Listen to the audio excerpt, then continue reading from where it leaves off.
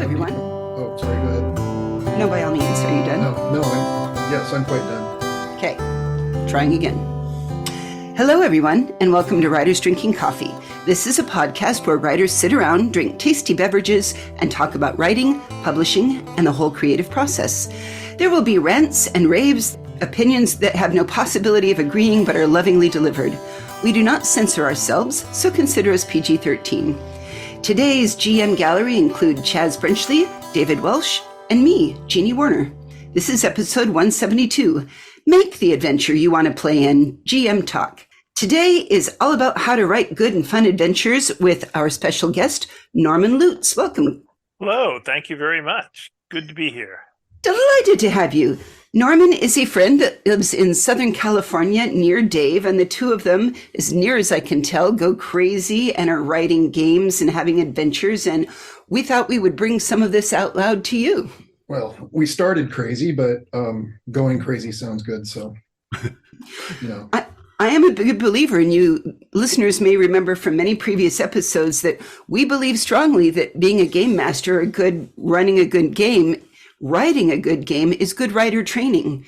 Lots of good people got started on mushes. Like I first ran into Jim Busher on Paris 2, and we had many hours of good scenes together, and Vashtan. Steve Erickson's books of the Malazan of the Fallen. It's this massive fantasy sequence. That started as a game. Yeah. Him and his best mate. Steve Bruce ran Dragera for a bunch of friends, including Cass Marshall and John Roby that I knew back from Colorado, that before it was ever a book, it was absolutely something they did in Steve's living room. Yep. Jonathan L. Howard started as a game writer, didn't he? I'm not sure, but we should totally ask him. We could do that. We're going to ask him next. Jonathan, okay. We're coming for you. But there are still, there's got to be a methodology, or is this another version of plotting versus pantsing, GM edition? Norman, where do you start with all of this? You have a Friday night game coming up. You have to entertain Dave, Where do you start? I have a game coming up. Oh no, I've got homework to do. Let me back up some. Let's see. What they say in the Princess Brides, Mrs. Let me explain. No, it's too complex. Let me sum up. Yeah. Yes. Commence to summon. This all began after an effort on my part to not drink alcohol for a couple of weeks. On that note, Chaz just got the willies, just so you know. He physically shivered all over. So I think we all did. Continue, please. So wait, I'm the one keeping us on track. Something's strangely wrong here. I woke up in the wee hours with, as I often do, a song going through my head. Now, it wasn't any particular song. Sometimes it's just like a bass line or a guitar riff, but woke up with music going through my head and trying to calm down, think of something positive before I go back to sleep. I thought about how much I'm enjoying reading the Mick Herron Slow Horses series. Oh, yes. Such good books. Yes, totally. He can't write them fast enough for me. Yeah. Did you see the TV as well with Gary Oldman? Yes, which was mostly satisfactory. I'm a pretty harsh critic of books made into video. That one passed muster for me. Don't let me talk about William Gibson's The Peripheral making. Oh, good Lord, no. Television. It was like if Romeo and Juliet were Terminator and being pursued and hang on, we're not going to let you talk about this. I can't believe I'm saying this, but back to your stay on track. Let's I stand corrected. So I'm thinking about how much I'm enjoying the Mick Herron series Slow Horses, and I've got a music in my head, and then I thought about how much fun the Firefly scenario is. The series is referred to as Serenity. I tend to think of it as Firefly. That ship that they use to putter around the known verse in that story and the people that live on it. I thought, boy, wouldn't it be fun if I could play in a game? Because, everybody wants to play in the game. Only occasionally do I ever feel the need to run a game. And that's mostly when I can't find anybody to create and play the game for me, create and run the game for me that I want to play in, which I think we've come full circle to our topic here. writing the game you want to play in. So I thought, oh, what a fun idea. I should create this game and get somebody else to play it for me. Probably won't happen.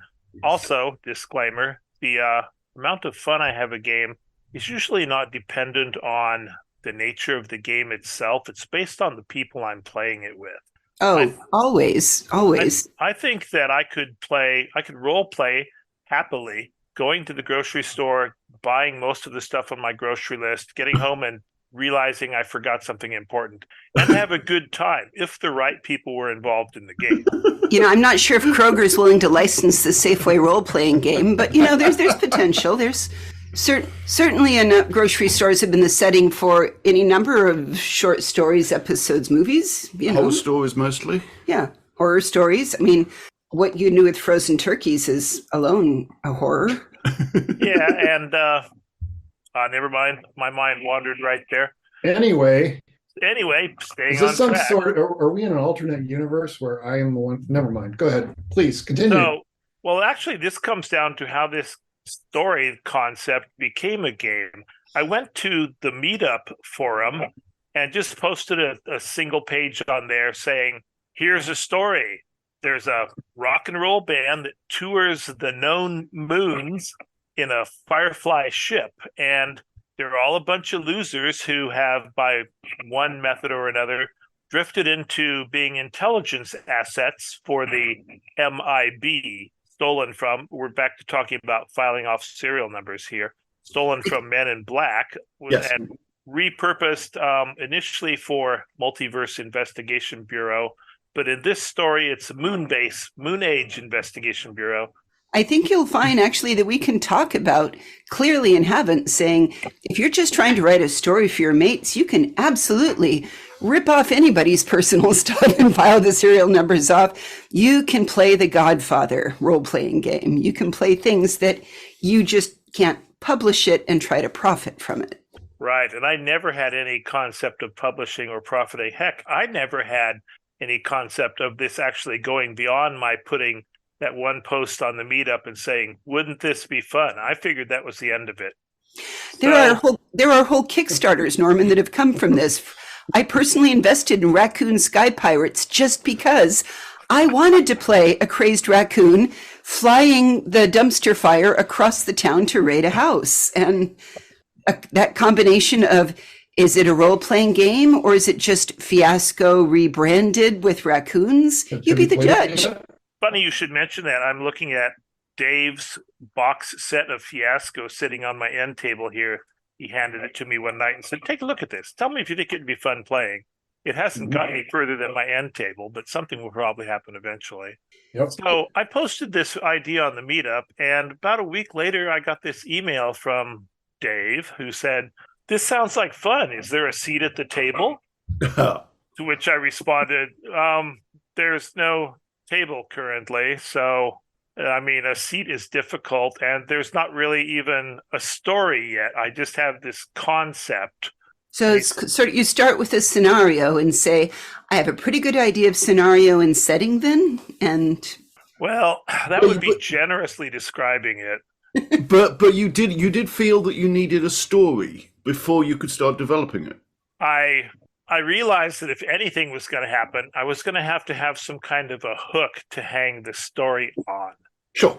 So I met with Dave, and over beers, that's multiple, he coaxed me into, convinced me, bushwhacked me.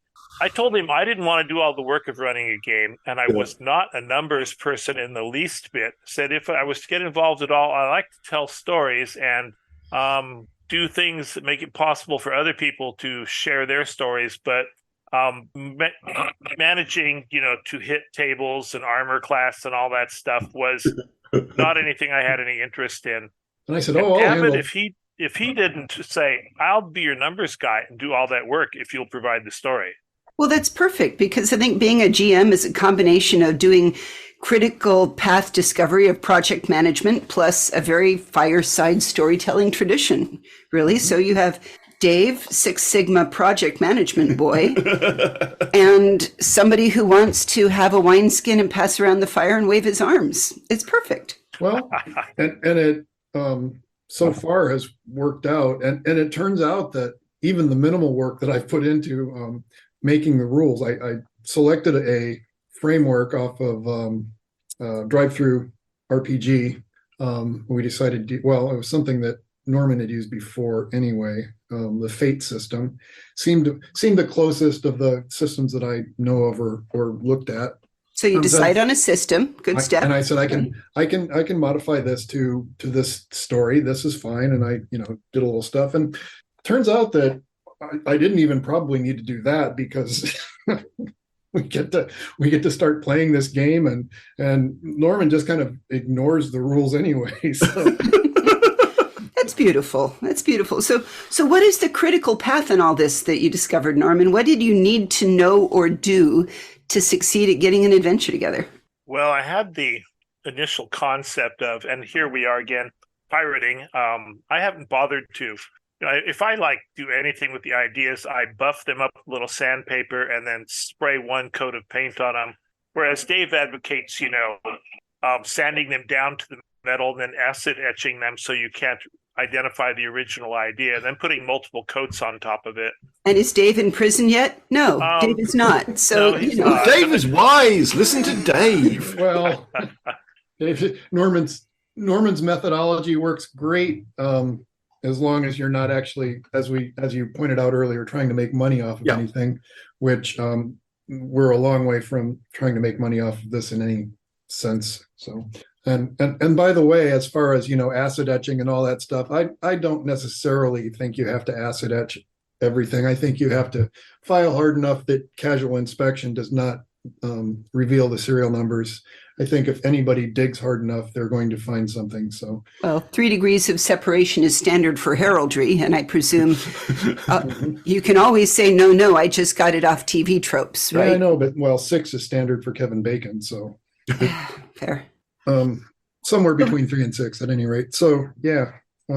So where do you decide? Did you decide this was going to be, let's try this, I want to write a story with a climax for an evening? Or is this something that you thought, I can see doing a campaign. Let's kill a number of Friday nights with this? I thought of it as a campaign, and I read a lot of science fiction, and I'm accustomed to pirating my favorite authors for ideas that I try to foist on players, some with more success than others. I recommend Joe Clayton Skeen, just saying. Usual authors I pirate ideas from include William Gibson, Mick Herron, and C.J. Shirai. Hooray! Mm-hmm. I'm sorry, we love her. Yes. Right. And in fact, he actually recommended, hell, he sent me a couple of books to read as prep for the scenarios. Yeah, being in hardcover, I don't know if you'll ever read them. I understand you need electronic devices to become. No, actually, I did read them. Word. Oh, good. Yep. One was The Space Merchant, or Space, no. Space Merchants is C.M. Cornbluth. Merchanter's Luck. Yeah, a love story with long-distance space travel. Mm-hmm. So in all of this, do you then basically decide, do you say, okay, this is going to be a campaign, but if my players don't get to murder something, they'll get restless. So I've got to have something they can kill in the evening. And fight scenes take a while, so I presume you usually like to do it kind of towards the end. Is that the general approach? Do you sort of start that way, or do you just say... He kind of turned that on its head. We didn't get into any real fights at first, but we did discover a dead body in the freezer. That's always good. Oh, so and it's it was a clear cozy that this body had been in a fight because it was clutching a gun. Okay. And the band on the ship wound up writing a song about it. Of course they did. So did you approach this as a detective mystery kind of a thing? Yeah, I couldn't see giving them all the information up front about what was going on and saying, now you're going to follow a script while I railroad you through it. Yeah. I was hoping for, frankly, I was hoping for the players to take over the game and railroad me through it.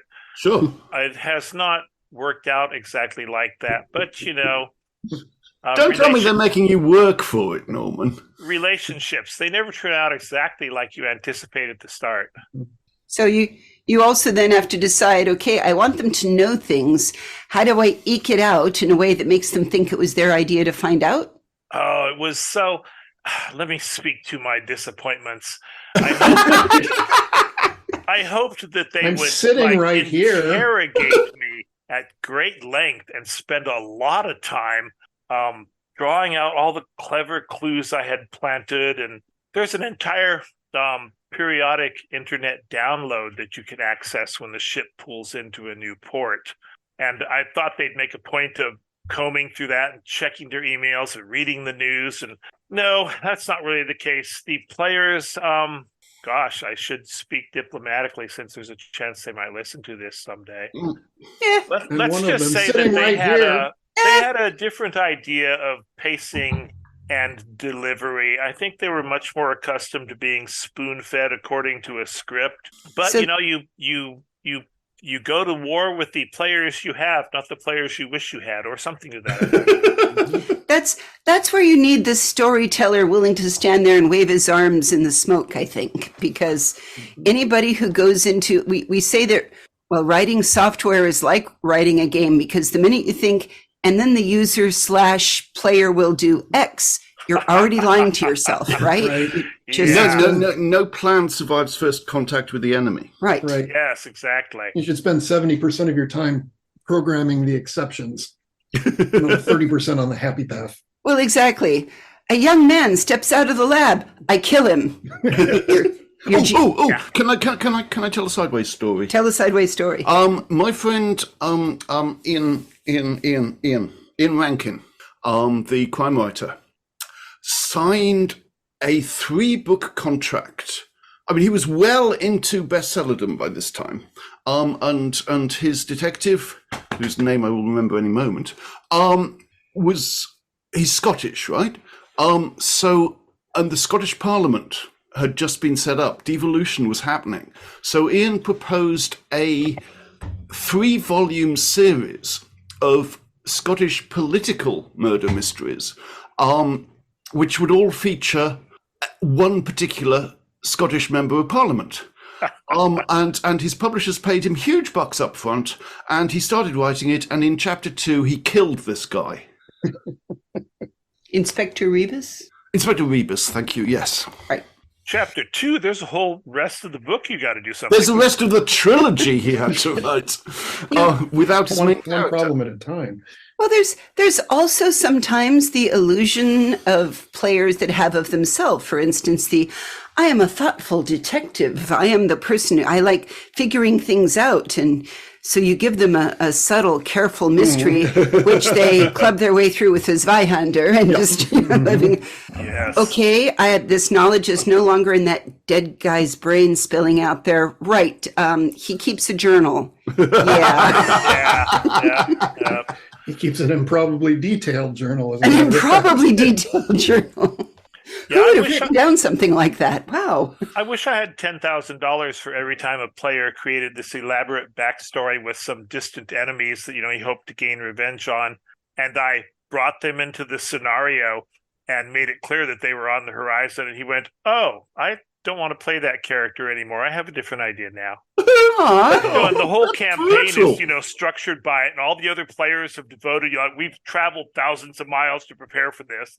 I would bill him, frankly. People, I want you all out there to know that the Dead Sea is salty because it's full of the tears of GMs when the players and novelists when people destroyed their work. So I settled on pirating an idea from William Gibson. He has a novel, Spook Country. Yes, he does. Where there's a large amount of cash that somebody is trying to launder and bring into the U.S. or bring into the U.S. and then launder. Hey, my Nigerian prince loves me. We're just doing it for us. I know, totally. And the protagonist of the story enjoys messing with the group of people that are trying to bring this money into the country, such that he finally lets them achieve it. But as they bring it in, he arranges for it to have been made exceedingly radioactive, and they can't even get it through the border carefully, much less ever use the cash. So needing something to hang the story on, I decided there was a large amount of cash, ill-gotten, that somebody was trying to launder and bring to, a place where they could divide it up amongst themselves. I chose a random number. It kept getting bigger as the story grew. Currently, I think it's at 200 million credits. Mm-hmm. But the cash never got delivered to the ship. The band was going to be used as while they were on tour to move this shipment of cash disguised as used office equipment to a place where it could be laundered. But there was a falling out between the band and the MIB security group delivering it to the ship. There was a gunfight. Because they were saying, what does a band need with a used Kodak printer? Right, exactly. Dot matrix, or the 25th century equivalent thereof. Right. Yeah. There turned into a battle between the security group delivering the cash and the band inside the ship. And while the battle was going on, a porch pirate came by and stole the forklift and the pallet of cash and took off with it. Then the security group lost the battle, so now all the people that knew what the package even looked like that was supposed to be delivered are dead. Thus the corpse in the freezer, by the way. Responsible for something that they don't have. I think that sounds like you're well on your way to a solid short story, possibly novel there. Yeah, absolutely. I mean, I did that. We've established that's the thing that people do. They turn their precious games into novels and reap in the benefits, good Lord. Right. Have you had any thoughts about that? I mean, if you're not thinking about publishing the game, have you thought about publishing the story? Dave seems to think that's the eventual conclusion of this exercise. I'm far too lazy for such an endeavor, but it's possible that when we come out the other end of this, whatever it looks like, I mean, at least committing it to print for start is in my wheelhouse. There are wild and crazy collections that have titles like Tales from the House Band, and this sounds like that kind of thing would fit in. That. I know. We did have, well, as this was kind of getting started, and everything he's described up to this point, by the way, is backstory. Yes, we got that. The previous band was the one that was supposed to deliver this cash or take this cash on tour, and they got jettisoned or killed or abandoned the project, and we got picked up in a backwater as a group of kind of talented but naive musicians who. Do you play the trumpets, Dave? I think it's just actually my character was a sound engineer, but okay. Weirdly enough, yeah. So we kept getting all these clues that something had happened, and we didn't know what. And we had this wonderful email exchange where I was virtually the only player participant, as far as I could tell. But I was having a wonderful time, like asking questions and speculating about why certain things were happening, like why this known spy was suing our band for $200 million. And I, at first I said, well, just let her go pound sand. I don't think she's going to get blood out of our turnip here. But is that a euphemism? I don't know. Look it up. So anyway, there's this fine tradition of kind of doing all the in-between scene stuff via email. The size and girth of the turnip, fully justified by the plot. We're cutting that out.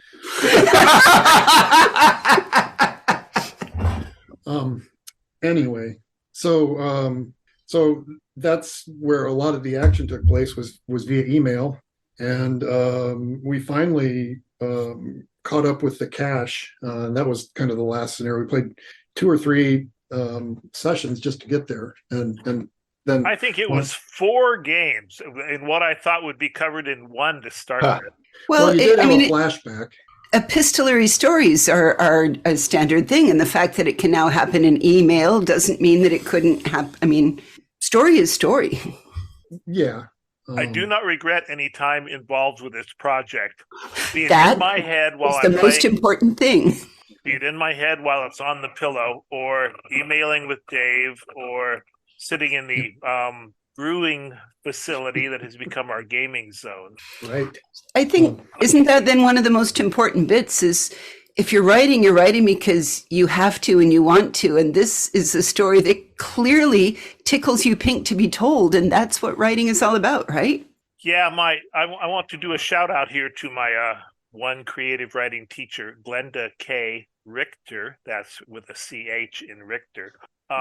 She told me that there's 2 schools of writing. One, you put some 3x5 cards on the wall with the primary points in them, and then you fill in all the blanks with lots of writing. And the other one is you just sit down and you create a character, or a character comes to you and tells you better start writing. Yep. This has definitely been, I didn't have any idea where this would go when I threw the concept out there. I spent weeks just trying to figure out what the hell am I going to hang this story on. Mm-hmm. But do you once the players are involved, do you find yourself being frustrated because they're not going in the directions that you wanted them to? I'm accustomed to that as a gamer. Okay. I don't like to railroad people on the tabletops. Yeah, sure. So I try to let them go where they want to. I'd say if anything's frustrating me, it's that they want to be spoon-fed what happens next. I blame it on television. I was actually going to ask a question about that, kind of in the middle area there, of how much do you write down? What tools do you use? Are you just a pencil and paper guy, or do you write it online? You keep your files? Good Lord, one could use Scrivener. What do you do? I understand there are professional tools for this, but I'm just open a blank Word document kind of guy. And that helped get me started for the concept. And then I have a long list of potential things I wanted to throw at them, most of which I've never used. And I think we keep touching on this much more, to me anyway, interesting and important idea of there's a balance between spoon feeding information to players and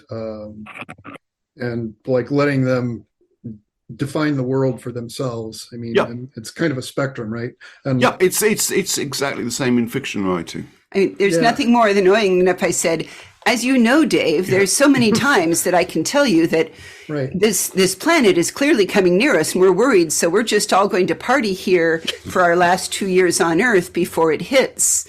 Right. Well, because that's totally what one says casually, right? And we've done episodes on world building. So when you put all these things together, one, you're building a new world. You have a brand new set of players. Finding that balance is really difficult, which was why I liked the whole email thing, because it allows you to kind of come to some agreements on what the parameters are of the story. Yeah, I mean, sure. So Norman, if you're running a game and your players suddenly take a mad left turn in a direction that you completely had not anticipated, are you ready for that? Does the world reach out that far that you've built that pathway even without expecting them to follow it? Well, you've got a couple of options. One is that you can let them do that. I have had entire campaigns destroyed by such a decision. Yeah. The other one is that you can try to guide them gently in the direction you want them to go. Yeah, but we're talking Dave here, so, you know. You can also let them think they've derailed your plan and are going in their own direction when actually that path leads right back to where you wanted them to be anyway. You can, presumably, if you're ready for it, you can lead that path back to where you want them to be. It's just I'm curious how much you have built the world around the situation so that you can accommodate that kind of mad left turn that wasn't expected. Well, remember, I'm stealing from everything that I admire. So if I need a planet, odds are C.J. Shirai has given me one. If I need a nefarious sort, it's possible that Mick Herron or William Gibson have given me a personality I could reuse. Yep. And if I need a loser, I've got my players. The trick is convincing them to be loser enough. One of the criteria for this game up front was I wanted all the players to be massively flawed. Yeah. And it is difficult to get people to commit to that and act it out appropriately.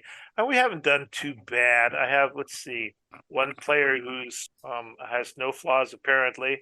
Another one who is a disgraced military pilot, and he does pretty well. He's hung that out there for us to look at, and we get to choose different stories to back that up all the time, and he's denied none of them. So we can accuse him of anything we want to. I suspect I'm wandering far afield, though, of your initial question. You may have No. I'm loving this, dude.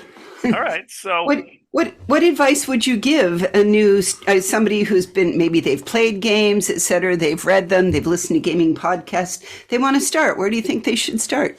I choose a story that will keep you entertained, because you've got to live with this thing, and if you're not having fun, why are you doing it?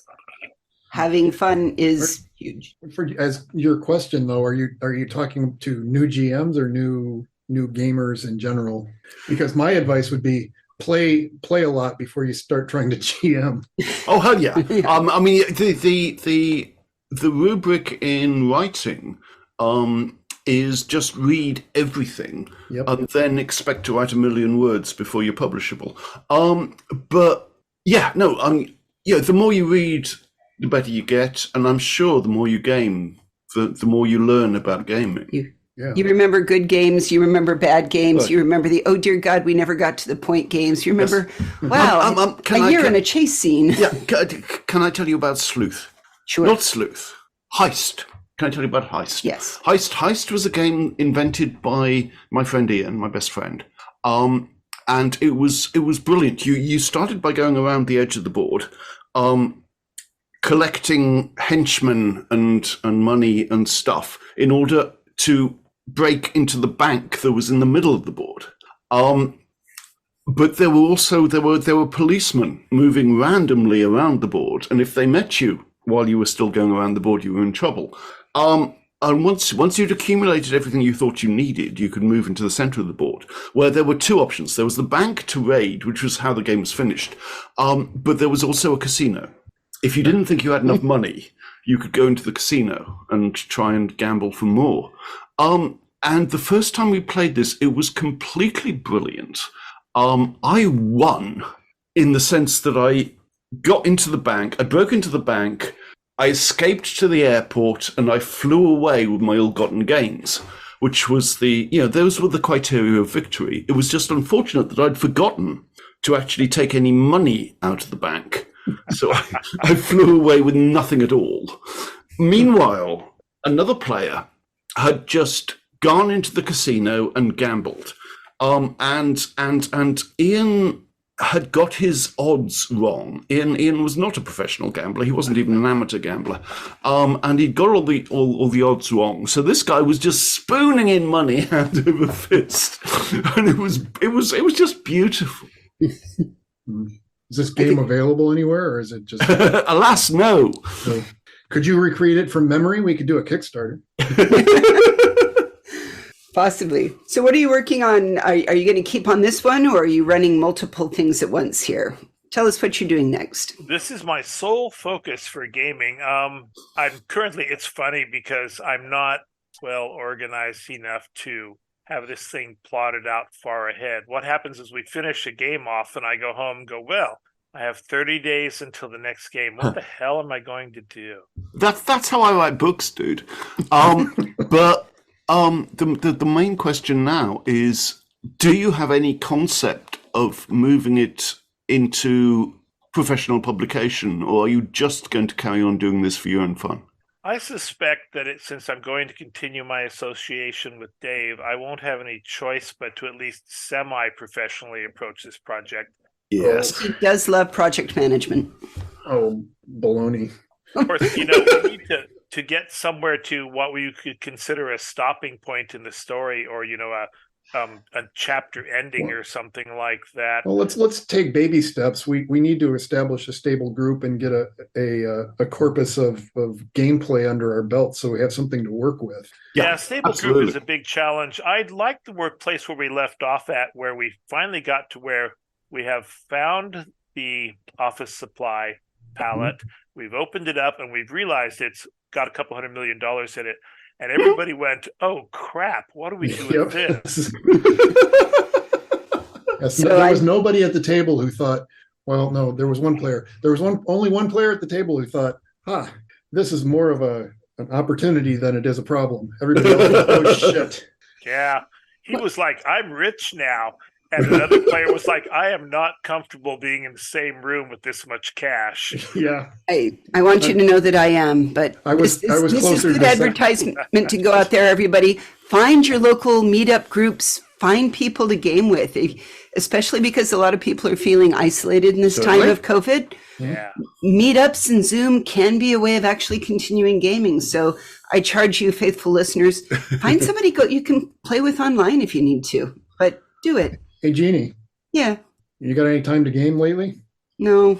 Oh, come Yes. now. I think you'd We'll make talk later. What instrument do you play? What instrument have you always wanted to play? Forget playing an instrument. We're choosing our songs using YouTube. If there's a song you like and you want to pretend you wrote it and recorded it, we can help you with that. Norman, I was an ethnomusicology major. It's a funny question. Norman, are you a musician? Because you keep talking about music. Oh, I'm what's the term? Renaissance man. I'm a generalist. Dilettante. He's another dilettante. I knew there was a reason I liked it. Let's put it this way. People ask me if I play guitar. I know a dozen chords and I can strum some, but I couldn't finger pick my way out of a wet paper bag. Fair enough. Well, your name is Norman. I can carry a tune, but that's where my skills end. Okay. Well, with your name being Norman Lutes, we're going to expect a lute solo next time we see you. A lutenist. Damn it. At any rate, we will put links to the fascinating loudest. things we've discussed during this episode on our website, which is www.writersdrinkingcoffee.com. Norman, thank you so much. This has been tremendous fun. Thank you. I've enjoyed it muchly, and perhaps we can update you as we figure out where the heck this story is going to go. Yes, please. That would be divine. We totally want you back here. You've been listening to Writers Drinking Coffee, a labor of love and enthusiasm put together by the hosts. Our main web support magic is brought to you via Deirdre Schween, and our sound engineer and backup web spiders are David Welsh and John Schmidt. Our intro music is Pretty Maid Milking a Cow, and our exit music is Breakfast with the Morning Person, both by Michael Engberg. Our podcast sponsors are Jackal Designs, The Bean Scene, Arm Street, and honorable mention to any pub where we hang out and game. And hey, thanks for listening. Nothing loudest? Come on, that was clever.